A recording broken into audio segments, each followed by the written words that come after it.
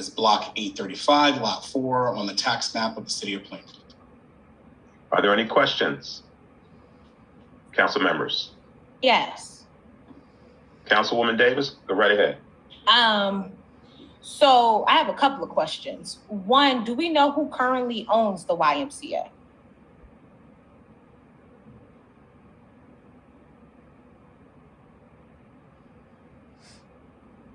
All right, cool. I'll just keep asking my questions. Mr. President, Mr. Mayor, you have something to say, sir?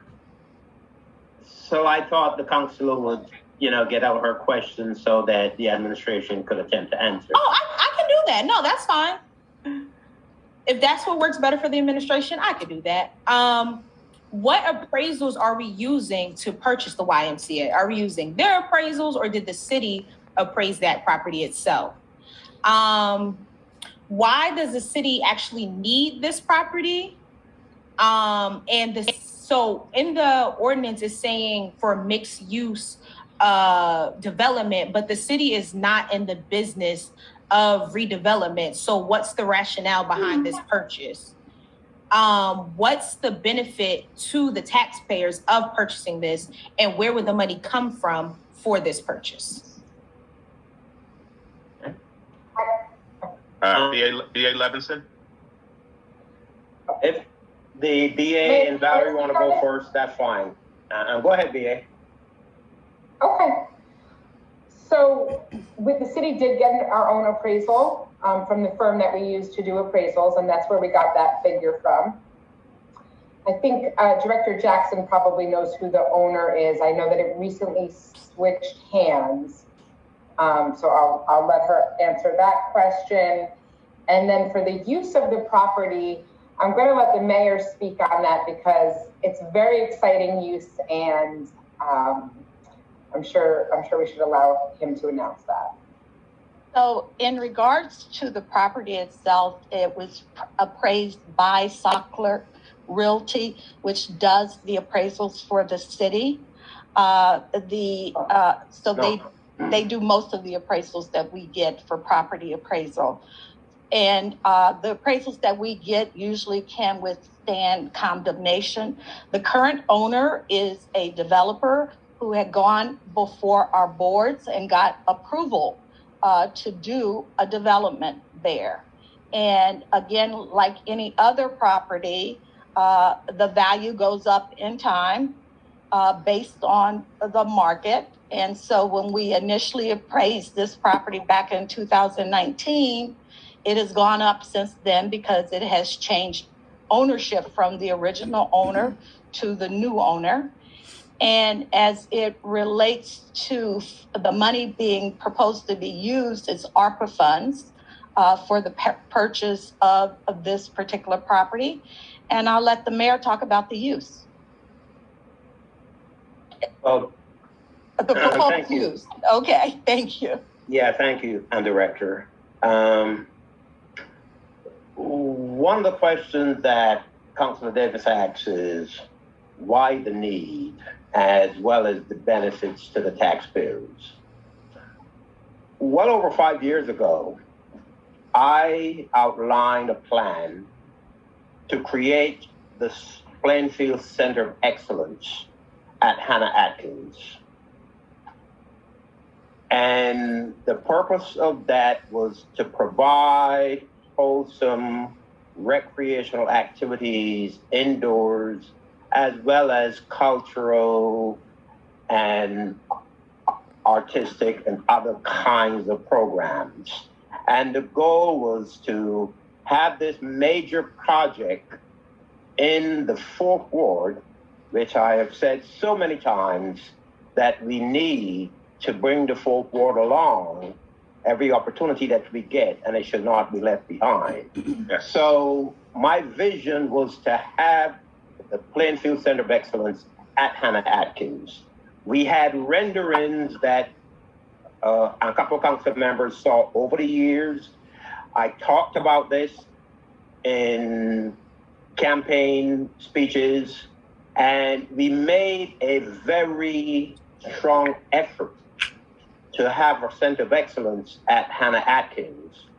we kept hitting the wall with the state and with their Green Acres, even though we demonstrated that there would be a net gain of green space, because we had planned, if all went well and if it was embraced by Green Acres, to take in that, I'm going to call it paper street, that runs from Mount Olive along the tracks to Plainfield Avenue. And that would allow us to capture more green space. However, after trying for so many years, and despite our strong desire to have it located there, we had to abandon the effort because we were not getting the support that we needed from Green Acres.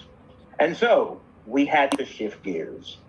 And given the fact that the YMCA was slated for development, and for whatever reason, the developer was unable to move that project, and with the strong desire of the administration to provide a Plainfield Center of Excellence, we switched gears.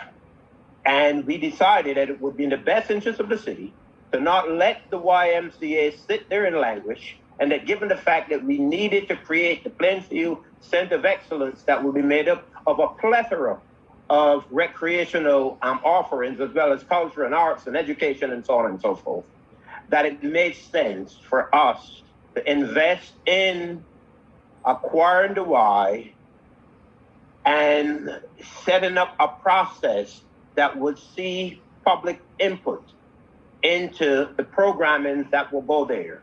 We made a visit to the facility in Piscataway, and we were very impressed. Some people think that you can create the kind of project that we were looking to create overnight. It took Piscataway over 20 years to get to where they are. And so we studied that model very closely and carefully. And we would have loved to be at Hannah Atkins. We can't be. So we're shifting gears and moving to the YMCA, where there will be a survey that will be made available to the public so we can get input from the public in terms of what should go in there, in terms of the fees for service, because this will not be a facility that would be totally funded by taxpayer dollars. The goal is that this will be a self-sustaining facility, and that the user fees and so on will pay the debt service, similar to what happens with the one in Piscataway. So that is the reason why we are acquiring the YMCA, to create the Plainfield Center of Excellence, which is needed and which the public will help to shape what it looks like. So in addition to the survey that will be put out there virtually, we will also conduct 2 or 3 charrettes in different parts of the city to get that additional input. But we see this as a major investment on the part of the city for the benefit of the entire city. And I had planned to address this in the brief comments that I will give pertaining to the questions and some of the misinformation about why the change in the HPC ordinance. And I can tell you, the proposed changes in the HPC have absolutely nothing to do with the YMCA, absolutely nothing to do with Grace Church. And so those are all tidbits of misinformation that is circulating out there without a basis. So I wanted to give you that little flavor for what we intend to do across the street from City Hall at the former YMCA, which will be known as the Plainfield Center of Excellence. Any more questions? Yes, I don't think my question of where, oh wait, no, never mind, we did get that answer. I have other questions. I need to let them marinate in my brain first. I have a question regarding why the resolution says ends with, whereas the city of Plainfield, after careful examination and analysis, including of the appraisal report prepared for the property, has determined that it is necessary, beneficial, and in the public interest to acquire the property for the redevelopment of the property with mixed use, residential and commercial redevelopment. So is there going to be residential in the Center of Excellence? Absolutely not. No. So why do we have a resolution that says it's going to be redeveloped with mixed use residential and commercial redevelopment? If that is in there, that is clearly an error, must have been based on a previously drafted resolution. But this has nothing to do with redevelopment for any developer. This is the city's project, and there will not be any residential whatsoever at that location. And no commercial. And commercial in the sense of what the city does with the property. But if you're thinking retail and that kind of stuff, no, absolutely not. Okay. And why, if we're looking out, as Mr. Mantello beautifully said earlier, that, it's our responsibility to look out for the taxpayers and fiduciary respect, among other things. Why aren't we driving a harder bargain with this? The owner of it bought it for about 4.1 or so. Why are we not, now they've got a project or a property they're not going to develop. I'd say they're more inclined to want to get rid of the property. Well, I will let Dave also try to address that, but I can tell you, and I know Councilor Davis was asking, in terms of our desire to move forward with the property next door at the Salvation Army. She was asking about the appraisal and so on and so forth, and why can't we give, the Salvation Army an opportunity to come up with some appraisal? Well, we are consistent. We use an appraiser to go out and appraise these properties when there is some level of interest on the part of the city, whether to reassess, whether to acquire. We use a realtor, not a realtor, an appraiser. And the appraiser gave us an appraisal, just like we are requesting from the Salvation Army that we pay the appraised market value of the property. Then the same is true for what we're trying to do across the street at the YMCA. Mr. Mancello, would you like to chime in or? I don't have much to add. I mean, that's exactly it. I mean, in the event that our appraised number wasn't accepted, we'd be in the same boat again with the Y.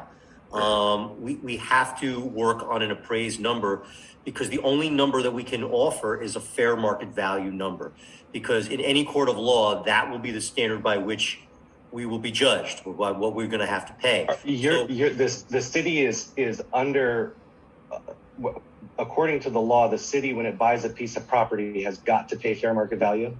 Correct. We're not talking about a condemnation area. You're offering to buy a piece of property from somebody, one entity from another. Exactly. We have to, what we do in every instance in which we purchase property is we get an appraisal.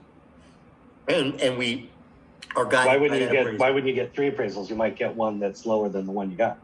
Because if we were ended up in a condemnation action, every one of those appraisals would be discoverable, because now we're in litigation.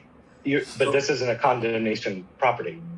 I'm saying, but if in the event that we were unable to acquire, now in this case we struck a deal, and we're very grateful that we did. But if we were unable to strike a deal, as we did in Salvation Army, we would be back before you with an ordinance authorizing the ability to file a condemnation action.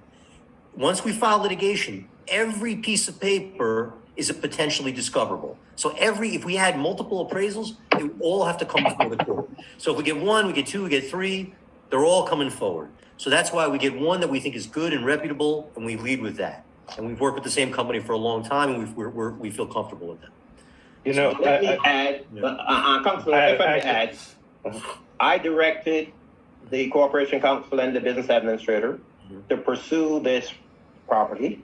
And if we were experiencing any difficulties, not to hesitate to pursue condemnation. Fortunately, we didn't have to do that. Well, lucky for the seller. Tell me something. So we're going to be let's just round it up, 5.2 million to buy this piece of property. Then what are we looking at for costs to retro upgrade? I know that building better than anybody on this on this call.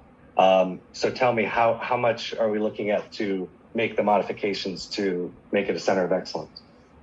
That will all be determined by what the public want to see in that space. And so we will take public input, and then we will pursue with the architectural and engineering work that would be required to get it to what we and the public want it to be. So we don't have a cost on that at this point. So we not only put the cart before the horse, but we've got a cart and we don't even have an intention of buying a horse. I mean, you're talking about getting public input, charrettes, et cetera, that could come up with 25 different things that they would like to see in it, of which none of those, or a good percentage of those, may not even be applicable to that property. Maybe they want big fields and outdoor areas, and that property doesn't lend itself to that. So we're going to spend $5.2 million, and then we're going to have to figure out how to jam this all into that lot and just say, well, that's the best we could do for that lot. I think this is a little bit of a rush here, and an awfully big expense for with taxpayer money to then go wing it afterwards and figure it out. Yeah. And to the council, the administration has no further comment. Thank you, Mayor. Thank you, Mr. Michello. I have some follow-up questions. Okay, we're going to Councilwoman Davis. Can we bring those questions out? Yes. So what happens after we buy this property, right? We're going to have these town halls. We're going to have all of these things to get public input. But what is now the city's liability to own a building that we've kind of had, that the developer has had problems with? And if the developer is failing to be able to do the development in this area, like, wouldn't we be able to negotiate a better price and get it for less? Because it kind of looks like we're rewarding a failed developer right now. Yeah, so let me comment on that. First of all, the developer is not a failed developer. We approached the developer about this property. The developer does not have this property on the market, and we approached the developer about this property. And by the way, if we weren't doing a center of excellence, there are plenty of other developers that are also interested in this property. So I just want to clarify that, first of all. We offer fair market value, as Corporation Counsel has indicated. So when the city buys a property, we want to be prepared that the appraisal would withstand the scrutiny of eminent domain. And so we made an offer for the property to the developer, and he has agreed. Now, as it relates, what the mayor said was about the charrettes, the planning department or the planning division will do what the planning division normally does in terms of community engagement. And in that process, the community may have a big wish list, but we are going to help the community and guide them in prioritizing that list. That is what planners normally do. So that's going to be part of the process. And so based on what the community would like to see there, for example, an indoor pool is kind of like a no-brainer. And so we would then come back and say, and do a needs assessment on what it takes to bring that pool up to par. And that's what the mayor was referencing when we will look at the cost of it. But right now we're using ARPA funds, and we do not know the cost of the additional investment at this time. Okay. Councilwoman Davis, are you done? Is there a deadline to deploy these ARPA funds? Director Jackson? That's usually not me, but I Okay. think there are deadlines for the ARPA funds. I believe it's by 2025 or 26. Thank you. Yeah, it's actually 2024. Okay. Actually, that is the deadline to Is that set. the CFO speaking? I'm Yeah. sorry. It's Who's the deadline to uncover the funds, but we are out to until 25 to use all the money. Thank you. Thank you. Mr. Mancello, just one last question. Can you explain to the public the difference between condemnation and offering to purchase a property like open market, like what we're doing with the YMCA? Well, with the Y, we just approached them and asked them if they'd be interested in selling the property. And luckily they were amenable to our offer to purchase. In the case of the Salvation Army, we did the same thing. We started off the same way, asking them, trying to bring them to the table, to have a conversation, which was not easy, took a number of months, and continued, only till the point where we now had to bring forth an ordinance to authorize the administration to use condemnation powers for them to now then at least advise us that they're looking at our offer. So it's part of the same process, but luckily with the Y, it just didn't take as long as it's now been taking with the Salvation Army. Okay. Thank you, Director Jackson, B. Levinson, and of course, Corporation Counsel. I'm entertaining a motion and also a second. Second. Mr. Clerk? Council members Briggs Jones, Yes. Davis, No. Hockaday, Yes. McKenna, No. Mills Ransom, Yes. Vice President McCray, Yes. Council President Good. Yes. 5 in favor, 2 opposed. Ordinance has been adopted on first reading.